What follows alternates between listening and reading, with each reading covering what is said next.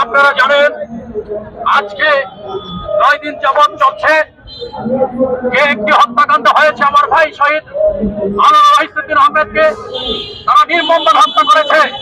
সে হত্যার প্রতিবাদে সারা বাংলাদেশে আন্দোলন সংগ্রাম চলছে। কিন্তু দুঃখজনক বিষয়, অন্যান্য অপরাধ করলে কিন্তু আবার আসামিদেরকে গ্রেফতার করা হয়।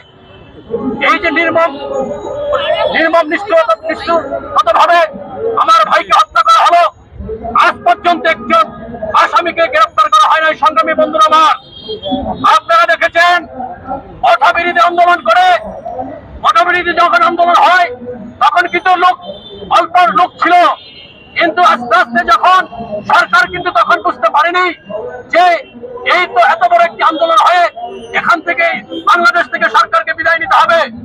আমরা আপনাদেরকে আহ্বান করছি, যদি কথা বিরোধী আন্দোলন এক পর্যায়ে সরকার পতন হতে পারে, কিন্তু আমাদের আহলে সুন্নাত ওয়াল জামাত যদি আপনারা দুর্বল মনে করেন, আপনারা আগামীতে দেখতে পারেন সরকার কিভাবে পতন হয়। আমরা আপনাদেরকে স্পষ্টভাবে জানিয়ে দিতে চাই যে একজন আলেমের যদি নিরাপত্তা না হয়, এই বাংলাদেশের নিরাপত্তা কি থাকবে? আপনার বলেন বাংলাদেশের কোন নিরাপত্তা থাকবে? তাই আপনারা আর দেরি না করে আপনারা মাওলানা রইসউদ্দিন আল কাদরী সাহেবের হত্যাকারীদেরকে বিচারালয়ে নিয়ে এসে তাদেরকে ফাঁসিতে ঝুলিয়ে বিচার কার্যক্রম শেষ করার জন্য বিনীতভাবে আমন্ত্রণ করছি।